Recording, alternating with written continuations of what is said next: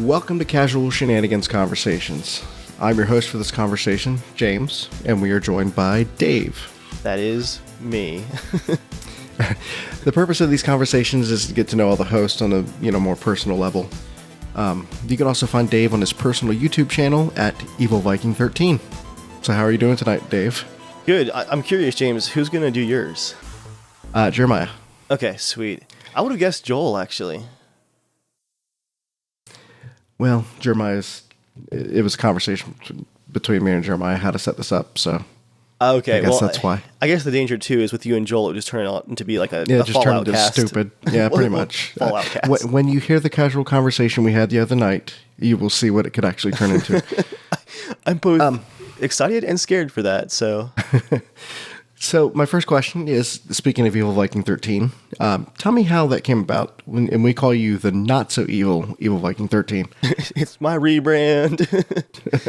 Only because my origin story is terrible for that name. I used to play a shooter called Joint Operations. It was from Novalogic. Do you remember them, James? Novalogic? Nope, not at all. Blackhawk game, Comanche Simulator, F-22 Simulator. A lot of very 90s games, basically. Very 90s niche games. Yeah. Actually, you can kind of see my history here where it led to ARMA, but they had a shooter that was much bigger than Battlefield called Joint Operations, and I went out one night and I got the expansion pack for it, a physical copy in a real game store.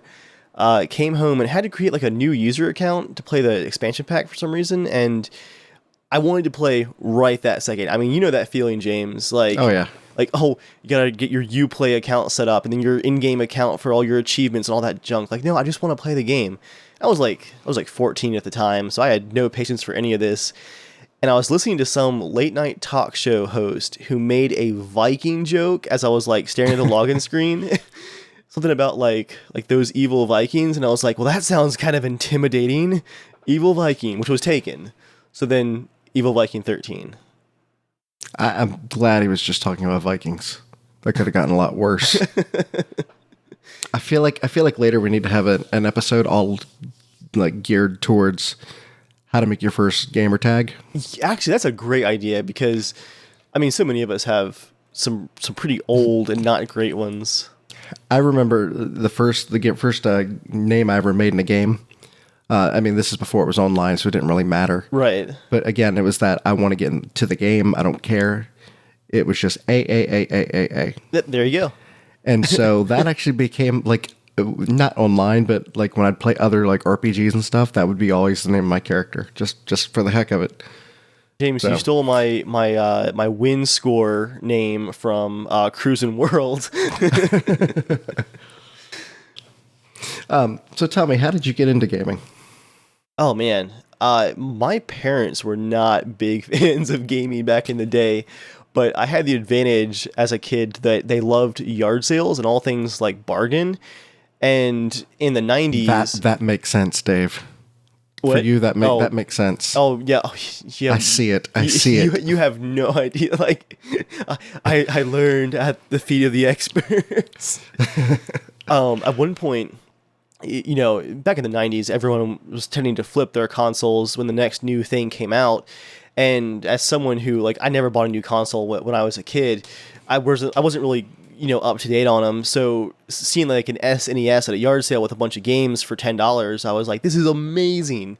And I'm pretty sure at one point I owned like 3 SNESs just because we kept finding ridiculous deals with games bundled in. So for me, games probably started out with some of those yard sale deals, playing like the original Mario Brothers on NES, like the old yellowed yard sale edition. I remember the TV I had too. Like it was like also a yard sale fund, I think. It was like Did it have those like little like metal connectors in the back, like the two? The 2 prongs. Yes. It had the 2 prongs. It had the super curved screen. It had the knobs that like. The click was kind of like sticky, like it was kind of like worn down when you would turn it on. Like you turn the dial and it kind of like just goes a little too easy. But I had my own personal TV for my yard sale SNESs, and I amassed definitely a solid collection. But I had the advantage playing these games so late that I get to play all the classics at my own pace and like really like absorb them. When I got Zelda: A Link to the Past, which to this day, man, that's one of the best games I've ever played. I know, James. This game, right? As a kid, this blew my mind because at the time we'd get these yard sale bundles and it would be like a handful of crappy games, but like a couple of really nice games.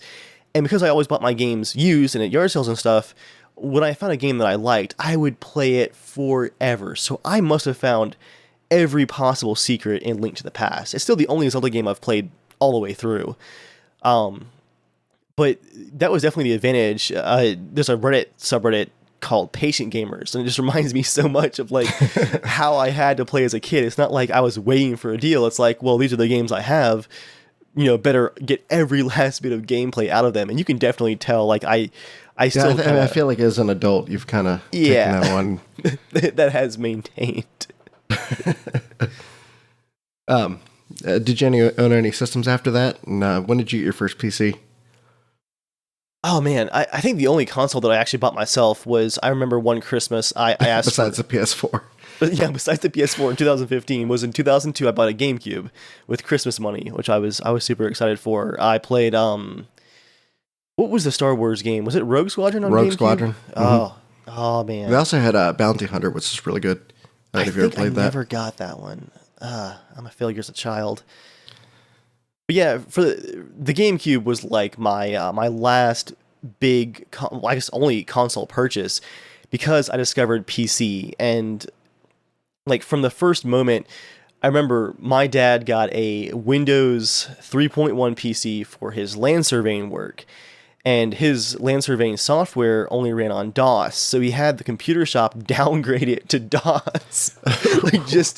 He had Windows 3.1 removed, but you could still use command prompts to play some of the like floppy games and stuff like that. And eventually, we did get our own separate Windows 3.1 computer. And I remember spending hours upon hours like drawing like these like complicated city drawings and like this like little illustrations in Paint and stuff like that. And from there, we went to Windows 95, and my first actual games outside of Paint that I played on PC was the Descent demo. It came with either 3.1 or 95, somehow ended up on the current computer that we had. And it was like a huge full-featured demo, and this might be just my rose-tinted glasses looking back, but I can't imagine how many hours of those Descent levels that I played over and over and over again. You were darn good at those levels. Do you remember, James, Chex Quest? No. Okay, so I mean, I was mostly in the consoles at that time, but I did have. Okay. I actually, when I get to my personal podcast, I'll talk about my PC experience, which might be a little shocking, so I won't give it away now. Now I'm intrigued. So I mentioned earlier, like just in brief, that it was kind of hard to get certain games past my parents. They were always wanting to know like everything about them. So one that was parent approved was Chex Quest. It came in a box of Chex cereal, and I didn't realize it until I went back and looked years later that this is literally a mod for Doom. It is Doom for kids. You are like the Chex Quest hero. You're a piece of cereal with like a little zapper gun, and you don't kill the aliens, James. You zap them back to their own dimension, and they scream while you do. Like it's just violent enough to get away with it. And I must have beaten that game multiple times, but I remember that game being a little bit scary because it had like these dark like goo levels where like the aliens had taken over and stuff like that. Those were some of my first PC games, but... So was that kind of like the Super Noah's Ark, where it took, like, yes, Wolfenstein and give it slingshots and you just knock out the animals? Oh, I have to do an aside here, away from the PC for a moment. I just remembered one of the hardest games to get past my parents that I was so proud and played so much of was Jungle Strike on the SNES. Oh. I found that puppy at the yard sale. I saw that Comanche helicopter in the front, and I'm like... I've got to have this. But of course, the parents got to ask the guy, like, do you shoot people in this helicopter killing game? And the guy totally had my back. He's like, nah, you just blow up tanks and stuff. Oh, no. That's hilarious. You murder so many terrorists in that game. Oh, man, I was so proud of that acquisition. I love that game. Jungle Strike and was it Desert Strike before that were fantastic. But going back to PC, I think what really hooked me on PC as a platform for games, though, is when a friend of mine from Boy Scouts showed me SimCity 2000, which was Oh boy. like the first kind of like sandbox creation, deal that I had ever seen Yeah. on PC. And as a kid, I was huge into Legos, Lincoln Logs. That's going old school, but I loved Lincoln Logs. Hey, they still do Lincoln Logs. They still make That's those? that's still a thing. Those were fantastic. And then Connects, of course. Any kind of Hot Wheels track where you could create ridiculous loops down the stairs and stuff like that. So looking at SimCity 2000 and seeing like just the creativity you could do blew my mind. And from there, I went into some other RTSs like the Command and Conquer series, and that, I think Red Alert 1 was where I first like popped the hood open, and I was never one to just like leave things alone. Like the sandbox creation in SimCity 2000, that was exciting, but with Red Alert 1, I instantly wanted to look online, or no, at the time it was like Google at the library. Yeah, oh man. About like how to change things in the game. I was like, I want these guys to like have more ammo and more grenades, and I want these tanks to shoot these nuclear tipped missiles because I'm a terrible person. So Red Alert 1 was the first game that like I said, I cracked the hood open and did a bit of modding in. And from there, like, I don't think I ever played a PC game after that that I didn't tinker with at least a little bit. Like, and I think that's what has always drawn me to the PC experience, is being able to, like, tailor it to how I want it to be. Like, it's just like a little bit more creativity and a little bit more of a sandboxy experience and almost everything you can do on PC. And to me, that's my crack. That's my weakness. I can't resist that. Nice. One of the things you said about was using the command prompt. Like, I actually really enjoyed having to use the command prompt for games, just because you felt like you're almost like, it's not like hacking, but you almost have to hack. You have to find out what the exe is and like launch it that way. There's something you feel cool accomplished, about that. It's Yeah. Like, oh, I know computers. Exactly. Nerd cred. So, what would you say is one of your most memorable gaming experiences? Most memorable. I've talked a bit about, my name came from that Novalogic Joint Operations game, and I can definitely trace my love of the Battlefield series, and now especially the Arma series, back to that game, because it was just like G.I. Joe for adults. And for me at the time, being a teenager, I had never seen anything so immersive and just so, like, it was so real feeling at the time. It's funny to go back and look at screenshots. It had huge maps because kind of like Arma, it's based off of their helicopter simulator. Graphics weren't great, but it had full day night cycles. And for just like 64 player matches back in the day, this is like 2001, it had like 80 square kilometer maps for these 64 player matches, and it worked on dial-up. It worked pretty well on dial-up too. Like that, looking back, that's probably one of the most impressive parts of the game. But I remember in the hundreds upon hundreds of hours that I played of Joint Operations, there was one summer where my parents let me move my computer, like the family computer, I guess, to my room for the weekend. And they're just like, you can stay up and play this weekend, like special treat for seeing it summertime. We're not going to make you go to bed or whatever. And so I immediately abused that. Dude, I started playing that Joint Operations shooter at probably like 8 p.m. or so. And it was a jungle map. And I remember it was 64 players. We were defending this like jungle temple. And I was flying helicopters, transporting people. We were fighting for the temple, fighting through the jungle. And at one point, it's now like 5:30 in the morning, right? The sun is coming up outside. I'm looking in this foggy jungle in-game, and the server that we were on was synced to real time, and it was an East Coast server. And the sun was very slowly coming up in the game. And that just blew my mind. Like, I fought all through the night. My immersion. That was it. Like, that's the kind of experience that I just love. Now, my body does not appreciate that. You feel a little sick after that, but yeah, it's memorable. That's all that matters.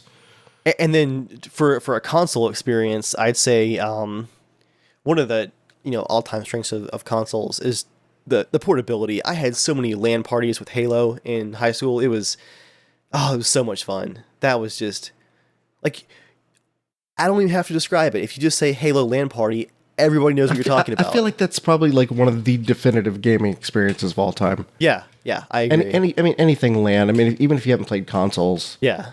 playing like, way back in the day, playing like Quake or something like that in a computer lab is just, there's just something about being physically in a room with just a crap load of people. Be able to shout at them and throw things at them.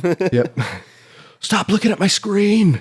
I think for a slightly newer moment, I'll pull one out here. I won't say Crisis because that's cliche. I do love graphics. That was a fantastic experience, but I'm sure everyone loved the graphics in Crisis. For me, I'll say for my just immersion and what really brought me into like the current generation of gaming and what really has gotten me to constantly keep my computer up to date was the first Stalker. Like loading into that open world game, and I've said this before, I'm already a sucker for all things like Cold War related, apocalyptic, rundown, abandoned. You know what I'm talking about here, James. Of course. We're brothers in the apocalypse. Don't you worry. To load that game up in 2007, and I remember it was one of the first DirectX 9 games I ever played that had dynamic lighting, and like a light bulb swings in a hallway, like this dark, creepy underground, like Soviet lab. The light bulb swings and the shadows move. Mind blown. Like, I am freaked out. I'm immersed. There's things in the dark.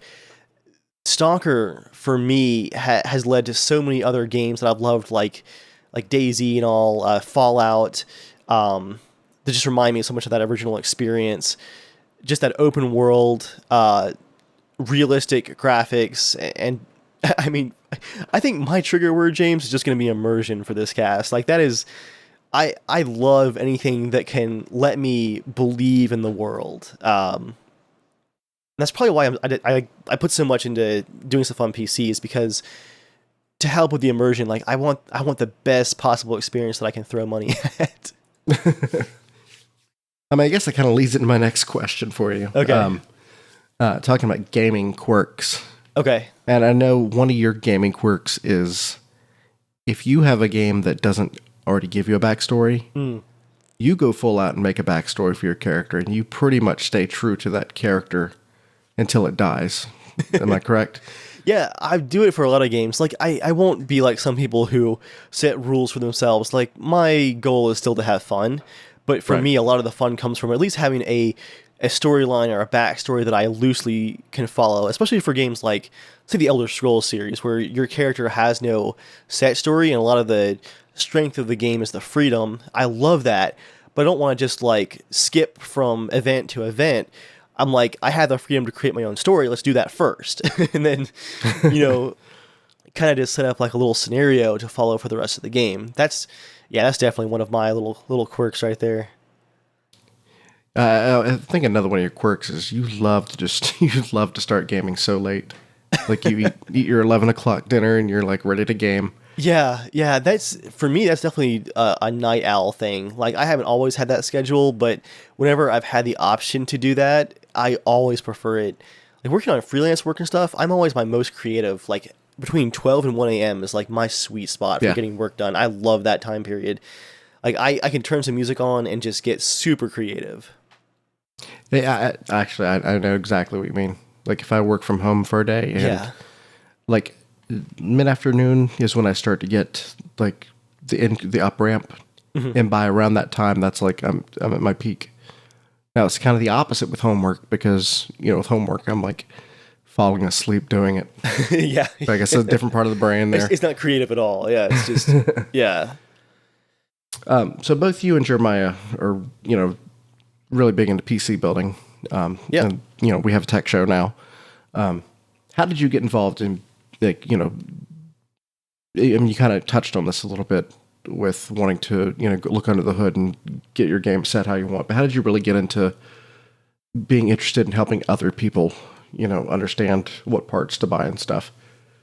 For me, it came from having to do it myself, for sure. The PCs that my parents always bought were like, E-machines, HP workstations. Compaq, and what was it? I'm trying to remember the one before that. It had like these curved speakers that attached to the monitors. It was terrible. I think Compaq did that, but Compaq did, yeah. Packard Bell. We had one of those. Yeah, Packard Bell. Oh man. Yeah, that was old school. That was one of my dad's surveying machines. Every time I think of Packard Bell, I think of Encarta. Oh man, that takes me back. So many discs. So the PC building part definitely came out of me, like, as I started to get past like some older PC games like SimCity 2000, and I got into The Sims for a while and stuff like that. Gee, that's almost related, right? When I got to the point where I wanted to do more games on the computer, my parents were like, well, we're not going to buy a new computer for games. So I wanted to figure out, well, how can I make this computer faster to play games? And relatively quickly, I discovered that I kind of, it clicked for me. I could figure out through research. Did you overclock their 486? Oh no, I never overclocked as a kid, thankfully. I did go into the BIOS and break things, though. That actually definitely happened. But it was mainly just if I wanted to play games on PC, I had to upgrade my parents' crappy pre-builts myself. So it was like learning by necessity, basically. And later on, once I learned how to do that, I had people, friends from different groups that would come to me for advice on their computers and stuff like that. Very cool. So you also have the ability to sink just an ungodly amount of hours into building missions in ARMA, and also making custom worlds in games like City Skylines. I just realized, James, I still have the ARMA editor open in the background. I forgot to close it again. Did you forget, or did you want to look at it while we're doing this? Well, I mean, I was working on it up until we started. I just forgot to close it. Mm-hmm. Sure. You believe me, right? While we're recording, sure. When we hit this stop, I'll chew you out. No, I'm just kidding. 1,109 hours of runtime, James. Holy cow! So tell me, I mean, what's the fulfillment of that?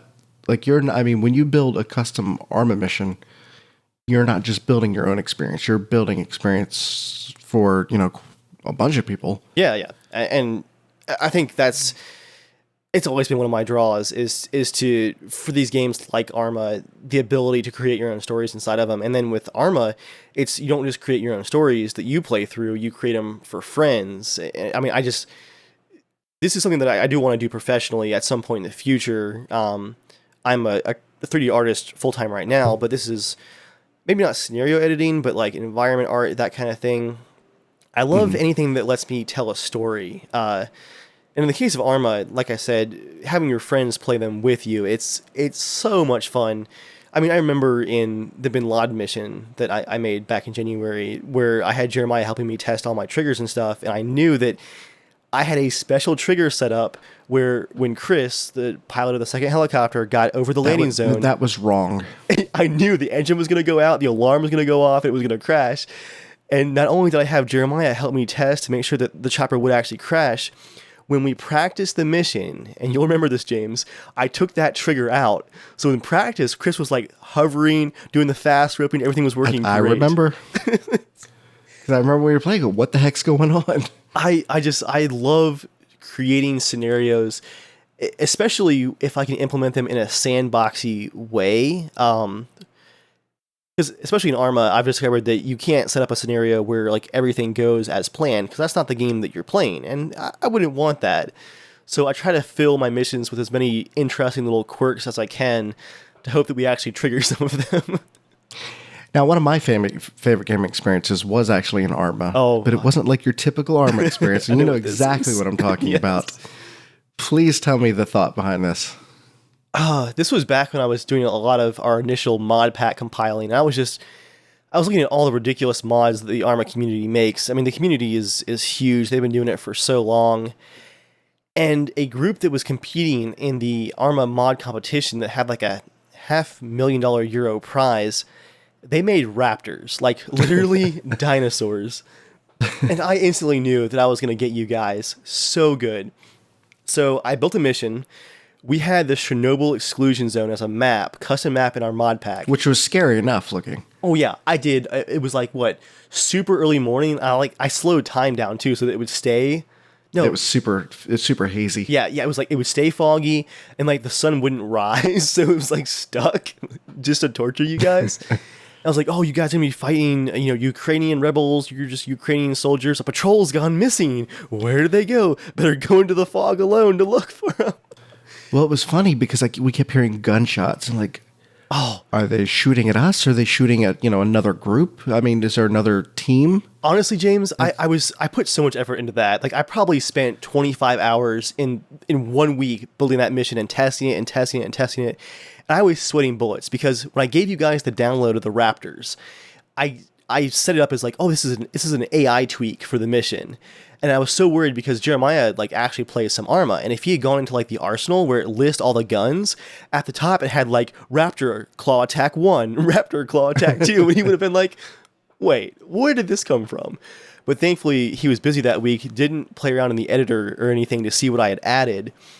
So you guys got in there, and I was just, as worried as I was that it was all just going to fall apart, like you said, there were so many little things that the whole time I was just like chortling to myself nonstop. I enjoyed that so much. Like Jeremiah going like, who are they shooting at out there? Like I keep hearing all this gunfight. And then at one point Joel mentioned like, what's that like fleshy noise in the background? And then when the raptor came out of the fog, Joel's reaction, James, that's a gaming moment that I'm never gonna forget. Joel just going, wait, was that a dinosaur? Do you remember my reaction? Yeah, because I was trying to like play it cool and not act like I knew what was going on, and you were so accusatory. I was just like, Dave, did you seriously do that to us, Dave? Oh, like even now, I gotta breathe. Like I'm laughing so hard remembering because I'm now remembering too, James. That was Debbie's first night ever playing Arma. She had never played before. Oh yeah, she definitely dropped the S-bomb that night too. That was great. I want to go back and watch that video again. That'll be one of those like hallmark gaming moments for me, I think, for all time. That was... Oh yeah, it was a fantastic. Like, never in a million years would have guessed that we were going to be fighting dinosaurs. Yeah. Not just fighting dinosaurs, but like fighting lots of dinosaurs. Yeah, it was hordes of desynced raptors. Like, yeah, that made it even more scary because they're like, whoop, here I come. Nah, get in the vehicle. Looking back, James, like knowing what I know now about like mission creation and Arma, like I know more of the limits of what you're supposed to do because Arma will let you break anything. Like there's no like memory like thing like in GTA where it says, hey, you can't add any more crap to this mission. You can just keep going until it breaks. And usually you want to stop around like 100 or so AI enemies because they have to pathfind and all that other stuff on the entire map. I must have had 130 some raptors alone in that mission, plus like 50 to 60 human enemies. Like, I think we found most of them. yeah, I don't know how that mission didn't explode. And then like even then, this is my usual thing for missions, James. I can't let it alone with just like one core idea, right? Like it's not just raptors. I had to like Google and figure out how to do a nuclear bomb script for the end. That was great too. So we get to the harbor and we're sailing away, and then just the nuke goes off.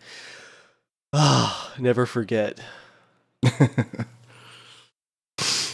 Now you are a man after my own heart. You love looting. Oh, do I, James? Do I? And we're not talking about the regular love of loot. We're talking protect your items at all costs. Obsession. Could we call it the irreverent love of loot, James? I would call it anything, as long as it's got the word loot in it.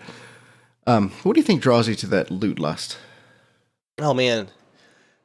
So part of it is the immersion. Like, I want to... I want to have... I mean, I naturally have 700 items of one thing. Geralt, in my Witcher 3 like playthrough, he's been carrying around a white wolf pelt for the entire game because he's called just the white wolf. Just because he would. Yeah. It's like my good luck charm. I don't even know. It's a little bit of the immersion, but actually I think a lot of it, and looking at all the games that I loot horror in, a lot of it is... And this actually is also connected to how I am in real life. I don't ever want to be unprepared. So in a game, when I have like 1,000 pounds of storage, I want to prepare for everything. So I'll have like, a weapon or an armor for almost every scenario. And then to connect back to the immersion, for a while in The Witcher, I actually had a like city outfit I would wear when I went to the city, like less armored looking and whatnot. Just because, to me, I want to live as part of the world that I'm playing. Like I want to act like the characters actually would. I'm not gonna say I haven't done that in a game or two. Like put on different outfits when I'm just gonna be in a town. I'm so proud of you, James. The story, speaking of immersion, that I told Joel from GTA 5 was, this is a very minor GTA 5 single player spoiler, but it's been out for years. The point where Michael's wife like leaves, right? You remember the single player? I've not played the single player at all. I played just enough to get online. You're missing out, honestly. But there's a point where Michael's wife leaves him, right? And so after that like little cinematic, I was sitting there and I was just like, well, what would I do in this scenario? Would I go on to the next GTA mission and go murder some people and blow up cars? I was like, no. I feel like I'm gonna do some like just immersion experiences here. I literally went first to the strip club. Actually, that would have made sense too. But I went to the gun range. I practiced with guns, just like burned off some steam, and then I made Michael go to the psychiatrist for like an actual session. Like, it was amazing. I thought it was hilarious. That's pretty funny. He was sad. Yeah, do you think part of it also is like, I know you also like to find good deals on things. Yeah. Like paying full price just feels wrong for some reason. Do you feel like in a game, like you're constantly getting that good deal because it's there, you can grab it, you can take it. Yeah. And so, it kind of fulfills some of that need. If you didn't have that, maybe it would just become like a runaway, I'm constantly going to be shopping for clearances and sales and stuff like that. Yeah, that's. Do you think that's like self-soothing? I enjoy this. I think that comes from being when I was a kid, I had a limited supply of games, and that's definitely, I think, translated over to an adult where like I have a shopping budget and I'm like, there's all these wonderful things I want to play. I want the best deals possible.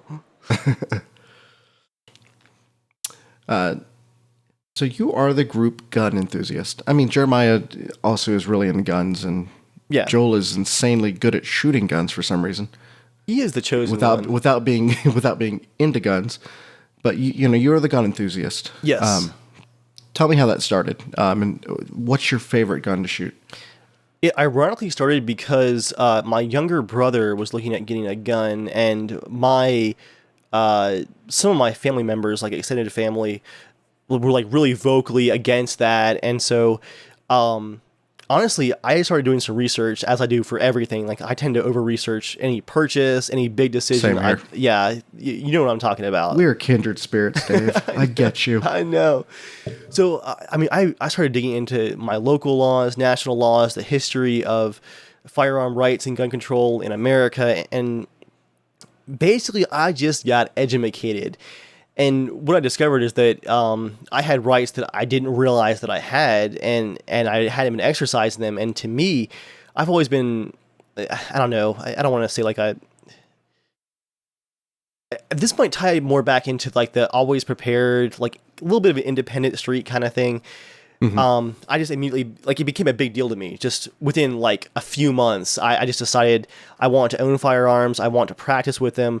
I want to do a bit of activism, honestly, and fight to keep these rights. And so within just a few month period, probably 6 months or so from starting my research, I bought my first gun, an M1911 45, a fantastic pistol, but not a great pistol to actually learn how to shoot on. You learn some bad flinching and trigger habits with that gun.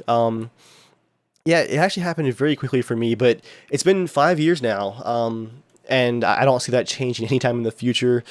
I carry a firearm basically wherever I go that I legally can, which is, I mean, like everywhere basically. And or find reasons not go to those other places. I mean, the list of places where I can't go is so small. There's always a good way to avoid them. We know, Dave. We've tried to eat with you. It's only because you guys obsess over the one local restaurant that one of two I don't go to. So what is your favorite gun to shoot with? Favorite gun to shoot with? I mean, I obviously carry a pistol because I'm not a douchebag. And I practice the most with a pistol. But there's an old soldier saying that is probably getting repeated more and more these days with more people owning guns. That I'm not sure if you heard this one, James. That a pistol is what you empty as you work to get towards your rifle. Like it's your pistol is like what you use to get to your rifle. It's your suppressor. Yeah, it's suppressing. All right, where's the rifle? I'm just gonna keep you distracted until the big guy comes out. And honestly, like, there's a reason for that. As long as you're not Joel, like, shooting a pistol is not the easiest thing to learn and to stay consistently good with. You can get pretty good at it, but in general, a pistol is going to be less accurate and more difficult to shoot. My favorite gun to shoot is definitely my AR-15. I mean, it's got low recoil, it's got a 30-round magazine, it fires great, and I've customized it. Here we go with the customization again. There we go. To be exactly how I want it, minus a suppressor, which I should get sometime this year eventually. Love me, ATF. Yeah, AR-15, it's a joy to shoot for sure. Oh yeah, you shot it too. So I've definitely enjoyed shooting that. It's nice. It's nice. Yeah, I mean, like, an AR-15 is a very, at this point, I'd say vanilla gun. It's an old design comparatively, but it works, and it doesn't have a lot of recoil. Yeah. It has a lot of bells and whistles. Like it feels good when you're shooting it. Yeah, I think. Yeah, it's a great gun even for beginners. Especially when you pop the laser run. That's just. Oh, James, that's a pleasure. Have you shot the AR at night with the laser yet? No, I have not shot it at night. Okay, so at some point when you're in town to visit, I'm gonna find another pack of tracers, and we're gonna go out at night, turn the side laser on, hip fire it with tracers. I'm down with that. Do you have any other hobbies? Anything, growing up that maybe we wouldn't know about you? I know that Jeremiah talked a bit about sports, you said, right? No. No? Jeremiah talked about, he is actually into building Lego stuff. Which, I mean, I guess kind of homeschool thing. No, I'm just kidding. No, that's still something that's really popular in schools, and that teamwork and building the robotics and stuff. So that was kind of one of the things he was into. What about you? Well, I know Jeremiah was a swimmer, right? I'm pretty sure he talked about it before. Like, I would have never thought that he was a swimmer. He used to swim competitions. And I was pretty big into sports as a kid, too. I played maybe 4 years of soccer and I think 3 years of baseball. And it got to a point where, actually with baseball, and this is where I come into confession time here, James, baseball got to the point where I think it was my freshman year of high school, maybe, or maybe it was 8th grade. I can't exactly remember, but I went out for tryouts. And it was like the year before that, if you weren't a great athlete, but you were pretty good at the game, like you tried your best, like you could be a part of the team. But I just remember this year of tryouts, like it was brutal. They had us running like 1.5 miles and then catching a fly ball, like during tryouts and all this stuff. And I've never been super athletic. Like I played sports, I enjoyed sports, but I'm terrible about, like getting active and staying active a lot of the time. I'm a bit of your stereotypical geek. So these tryouts wrecked me. Like I was like, I kept thinking like, if I can just get to the end of the tryouts, I can quit afterwards and not look like a moron. Like just get to the end. And then I caught a fly ball right in the forehead. Like I was so exhausted. It was a pop fly too, and it came out of the sun. I was exhausted, had the glove up, and I was just off by like 6 inches. Caught it right in the forehead, and I just remember I'm looking at the sky all of a sudden, and like everyone's crowding around me, like, "Is he conscious? Is he conscious?" And after that day, that's when I retired from baseball. Between the all right, so what's the moral of that story? Play video games. If you can't see the ball, oh yeah, go get out. Put the glove in front of your head. And cover your front end. Any other part you can save. Here, I thought the moral was just play video games, kids. They're sports games now. You're fine. Well, I mean, there's no reason to go outside anymore. Yeah. I mean, why do that? So yeah, I was so would you say that would be kind of one of the reasons why you never went to like the military or something? Yeah, I think if I really work towards it, I've been running the last year and a half or so, and I'm getting a lot better at that. Like if I put a lot of effort in, I could get into a lot better shape. But for me, it's always been not something that I'm super interested in and super into. Yeah, It's a virtual love. yeah. I guess the other unknown thing might be that going back to your gun questions, and I kind of mentioned this with my extended family coming out against guns. This is like so ironic. When I was a kid, dude, no toy guns in the house. Like our GI Joes, like the toy guns were separated from them, and you could like take them out to like shoot the bad guys only. They couldn't like shoot at each other with the toy guns. No Nerf guns, no bows and arrows, no cowboy pistols, banned from the house. You see how well that worked. I feel like it always goes the other way. Yeah. So I guess we can say that inter-family gun control also does not work. It's funny, my two children, Yeah. they're 4 years apart. Yeah. And I just bought my son like one of those like pop guns. Oh, yes. Like the cowboy guns that you put like the little 6-shooter thing in. The American experience, James. Oh, yeah. He loves it. He thinks it's just great. He's like, why is your smoke coming out? That's the like, is that freedom. gunpowder? Anyway, he's running around playing with that. I only let him shoot like a couple times inside the house. Yeah, yeah. But he's still running around with it. And he's like, I won't say her name, but here, I've got a gun for you. And he's like, holds out his hand like a finger gun. Yeah. I'm like, oh, that's totally going to piss her off that he's like giving her nothing. And like she reaches out, like pretends to take it, and then her hand becomes a gun, and she starts walking with it. I'm like, holy crap! That's my amazing. kids are creative. They have imagination, James. You've done well. So a little bit more about you. Last question about you more. So, Okay. If we were to talk about things that you're known for, what would you say are your Daveisms? We call these like the Dave tropes, I guess. Okay. Oh man. I guess let's go with the easy food related ones first. I love all things Mexican food. Like burritos, tacos, I mean anything Mexican. Wow, dude, my stomach just growled. I'm not even kidding. I ate dinner like 3 hours ago, which okay, so it was homemade carnita tacos. You say 3 hours ago. That was 9 something. Yeah, I went for a run, so I was not hungry. Like when you come back for a run, like you're all hot and sweaty, you don't have an appetite for about an hour, and then you're starving. Make sure you get that in your list of Daveisms. Your insane ability to eat late dinners. Yeah, that's definitely one of Anyway, my go things. ahead. But yeah, Go ahead back to the Mexican. and that's cuisine. It's a funny thing for me because even up into like the first few years of college, I was an insanely picky eater. If I got a cheeseburger, it would be the patty, cheese. I loved lettuce at least, but then like maybe ketchup and mustard, not barbecue sauce, no onions, no pickles, no sauces.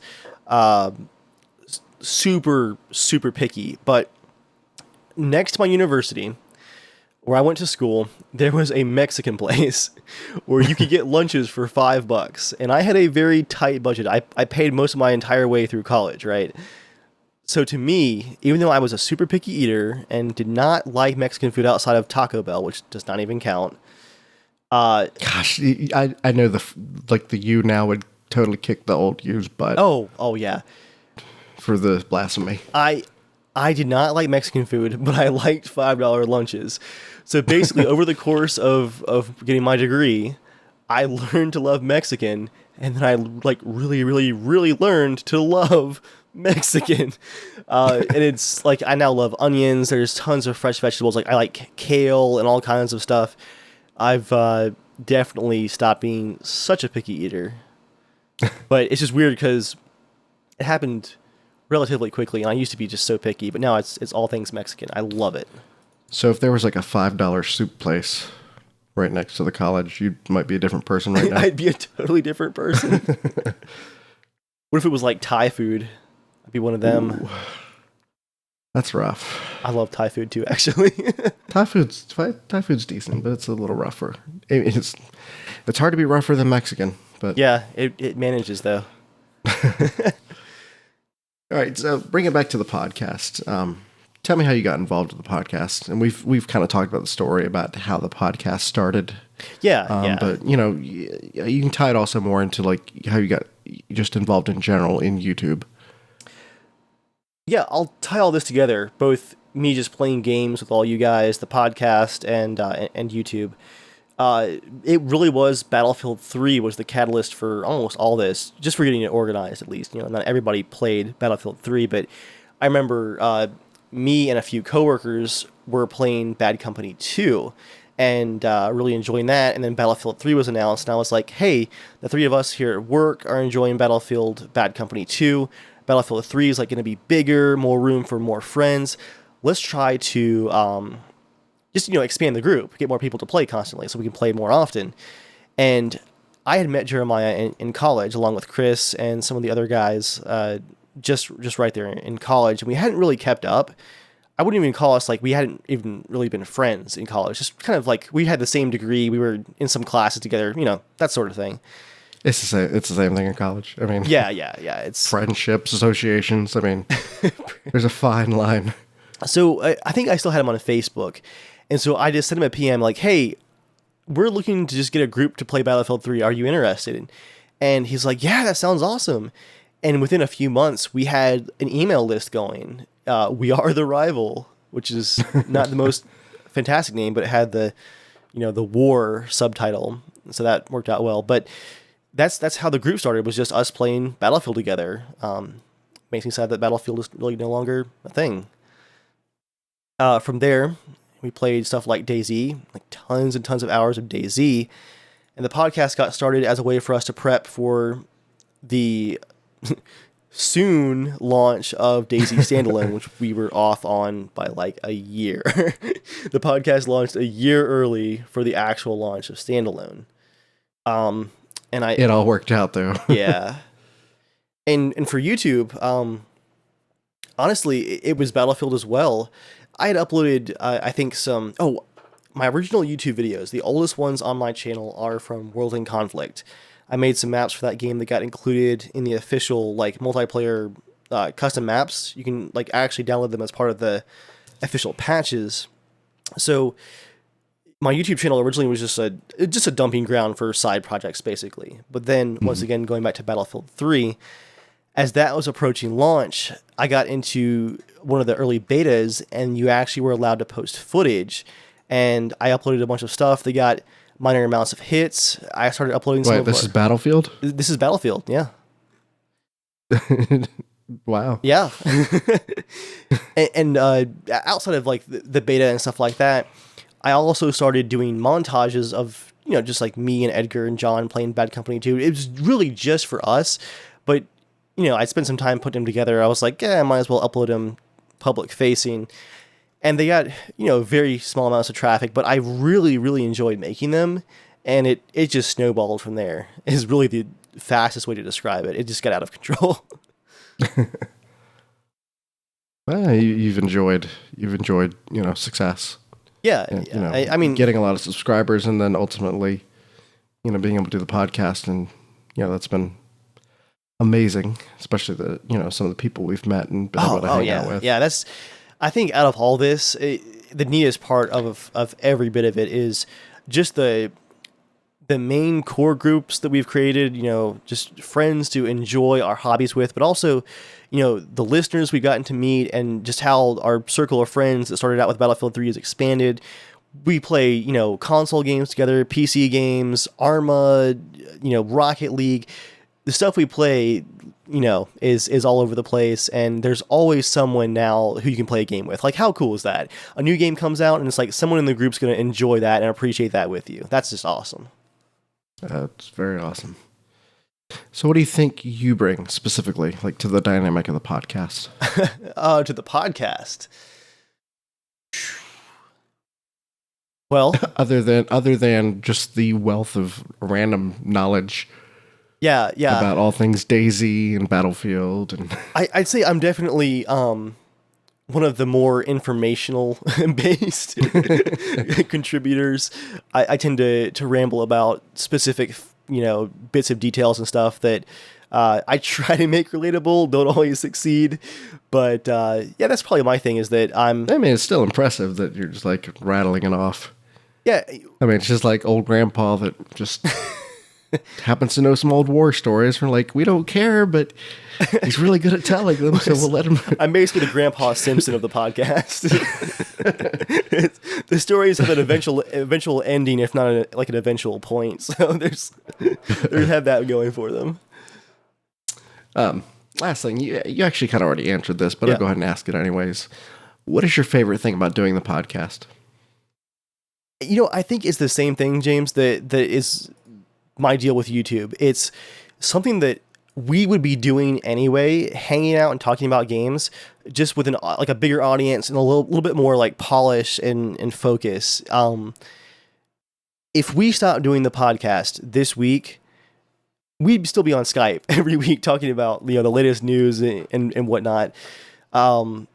It's just so cool to be able to take a hobby and just kind of crank it up to 11, or maybe in our case like a 6. I don't know. We are casual. Yeah. There's a lot of enthusiasm, maybe not a lot of polish. But Not a lot of time. Yeah. I wonder, like, and this is going a little off track here, but, with doing the podcast, there's something about having a group of friends that, you can be a gamer on your own. You can play it, spend a lot of time gaming. But there's something about, number one, having a group of friends that you can talk to about gaming. I remember when I first started talking to Joel, like, we were already really, really good friends. That just never came up. And I was like, holy crap, he's like a, hardcore gamer. Me too. Well, you're a collector. No, I've beaten plenty of games, okay? But like, there's something that, like, even with the podcast, it's not just we love games. It's also validates that love of games. Oh, yeah. To some degree. Like, there's something about that. He loves games. I love games. I feel validated in this, this hobby of mine. That's a really good point, because I think one of my favorite side projects this year has been the Witcher cast that Jeremiah and I did in May before the launch of The Witcher 3. Because both of us at that time had read the books, we were into the lore, we'd played all the previous games, like multiple endings, and so it was just like an hour and 15 minutes of us just like just gushing about The Witcher, and we just called it at the end, if you're not excited for The Witcher 3, you're wrong. One of those clickbaity titles, like that's a strong title, but man, that's a good way of looking at it. I like that. Just it really does add to the enjoyment when you have someone to nerd out with you, Well, yeah, I mean, it goes from being like an enthusiast to being more comfortable, I think. Yeah. Because I think everybody has their own level of geekiness and dorkiness. Oh, yes. But, there's something about, I think embracing that and, not necessarily being ashamed of it, which is weird. People be ashamed of, a hobby. I mean, unless their hobby's like meth. That's definitely not filthy. Usually those people aren't ashamed. Yeah, that's not casual at all, James. I don't think meth counts as any kind of casual. But yeah, I get you. I've enjoyed it a lot. So anyway, thank you for joining us on this Casual Shenanigans conversation. I am James again, and this is Dave. Thank you guys. Taco loving Dave. Taco loving Dave and freedom taco loving. So many cliches.